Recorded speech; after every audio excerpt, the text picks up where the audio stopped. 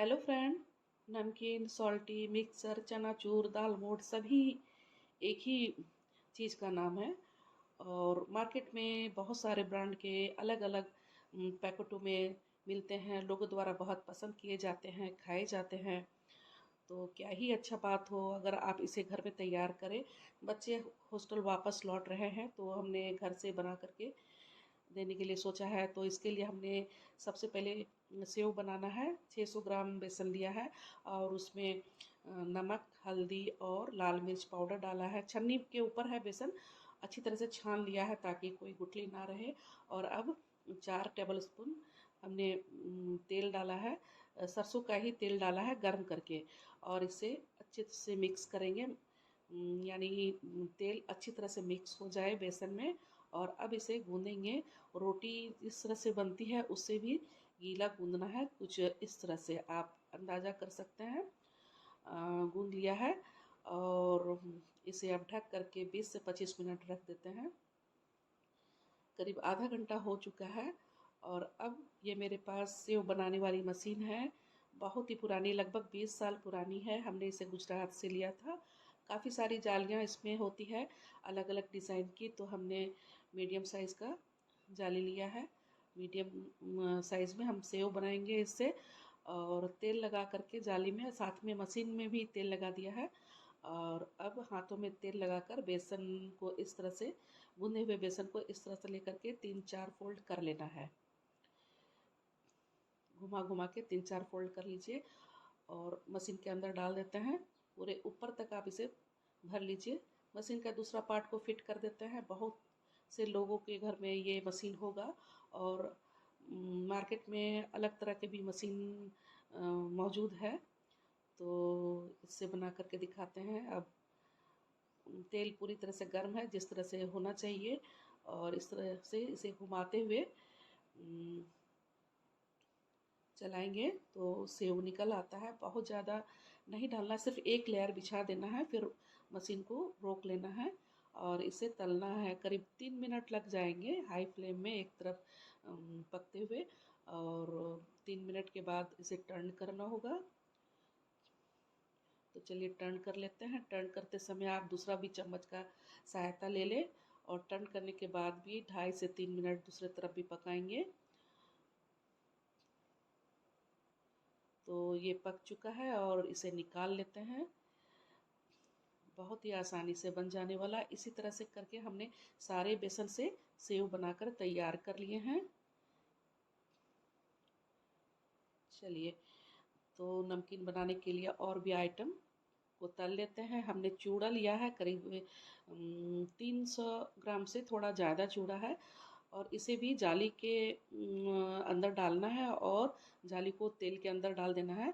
तो इस तरह से आसानी से तलकर निकल आएगा। जाली में डाल करके ही तले। और अब इसे टिश्यू पेपर के ऊपर थोड़ा फैला देते हैं ताकि एक्स्ट्रा जो ऑयल है वो निकल आए। ये है चना दाल, 300 ग्राम चना दाल है। हमने इसे धोकर 3 घंटे तक पानी में भिगोया था। फिर 3 घंटे बाद पानी से छान लिया था और एक पतला कपड़ा के ऊपर फैला करके आधा घंटा छोड़ दिया था। और अब इसे तलना है। इसे तलने में करीब 7 से 8 मिनट लग जाएंगे हाई फ्लेम में, क्योंकि ये गीला है। और इसी तरह से आप साबुत मूंग, साबुत मसूर को भी करके इसी तरीके से तल सकते हैं। तो बहुत ही आसानी से ये भी तैयार हो जाता है। आपको इस तरह से दबा कर दिखाते हैं कितना आसानी से ये बिल्कुल पक चुका है और क्रंची हो चुका है। चलिए निकाल लेते हैं इसे भी। निकाल कर इसे भी टिश्यू पेपर में रख देते हैं ताकि जो एक्स्ट्रा ऑयल है निकल जाए। और अब हमने मूंगफली लिया है, करीब ये भी 300 ग्राम है। क्वांटिटी जो है आप कम या ज़्यादा कर सकते हैं। किसी भी जो आपको पसंद है उसे ज़्यादा कर सकते हैं। टिश्यू पेपर के ऊपर मूंगफली को भी डाल दिया है। और अब हमने मखाना लिया है, ये ऑप्शनल है, आप डाल सकते हैं या स्किप भी कर सकते हैं। तो इसे भी चलाते हुए तल लेते हैं। चलिए ये भी हो चुका है, निकाल लेते हैं। और सूखा नारियल लिया है, पतले पतले टुकड़ों में हमने काट लिया था और इसे भी तल कर निकाल लिया है। चलिए अब थोड़ा किशमिश लिया है, इसे भी हार्डली करीब 1.5 से 2 मिनट तला है। सारी किशमिश फूल चुकी है, निकाल लिया है। अब लिया है अदरक और हरी मिर्च ढेर सारा, और इसे बिल्कुल करारा होने तक तलेंगे। जब करारे हो जाए तब डालेंगे कड़ी पत्ता खूब सारा, और इसे भी करीब 1 से 1.5 मिनट तक तल लेंगे और निकाल लेते हैं और टिश्यू पेपर के ऊपर में डाल देते हैं। दूसरी तरफ हमने 2 table spoon chaat masala, 1 table spoon काली मिर्च पाउडर, हाफ टी स्पून हींग और 1 टेबल स्पून भर करके लाल मिर्च पाउडर लिया है। गरम तेल को ही थोड़ा डाला है, करीब 1 टेबल स्पून के जितना। 1 मिनट तक इसे मीडियम फ्लेम में भून लेंगे। इस तरह से मसाला आप डालेंगे बहुत ही अच्छा स्वाद आएगा। भुन चुका है तो डालेंगे काला नमक, अपने स्वाद अनुसार डालिए, और सादा नमक। और अब डाल देते हैं इसी में जिसे कड़ी पत्ता, हरी मिर्च और अदरक को जो तला था डाल दिया है। मिक्सर में इसे पीस लेंगे। पीस चुका है और इस तरह से पाउडर बन चुका है। चलिए अब सभी को मिक्स करेंगे। एक बड़े गमले में सबसे पहले सेव को डाल देते हैं, चूरा कर लेते हैं इस तरह से।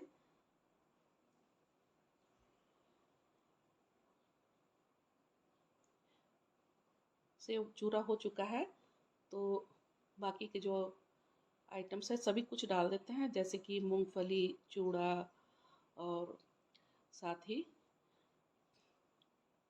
जो मखाना है, किशमिश, नारियल, सभी कुछ को डाल दीजिए।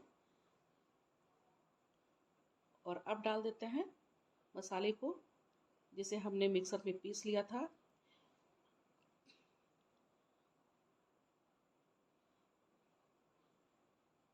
डालने के बाद इसे मिक्स करना है। मसाला अच्छी तरह से मिक्स हो तो इसके लिए हाथों का इस्तेमाल करेंगे। हल्के हाथों से इस तरह से हल्के तरह से रब कीजिए तो मसाला चारों तरफ अच्छी तरह से लग जाएगा। आप बीच में चेक कर सकते हैं, अगर नमक कम हो तो डाल सकते हैं।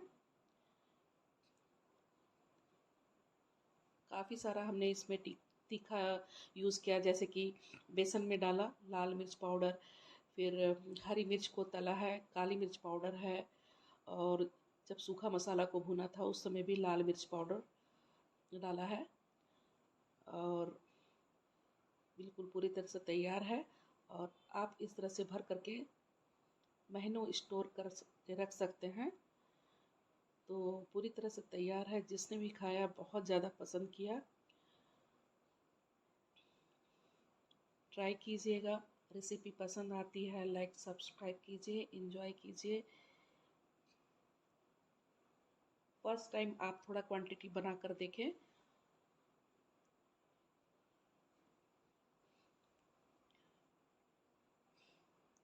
बहुत ही क्रंची और अपने हाथों से घर का बना हुआ, जिसे आप थोड़ा अच्छी तरह से खा भी सकते हैं। तो लाइक सब्सक्राइब कीजिए, एंजॉय कीजिए।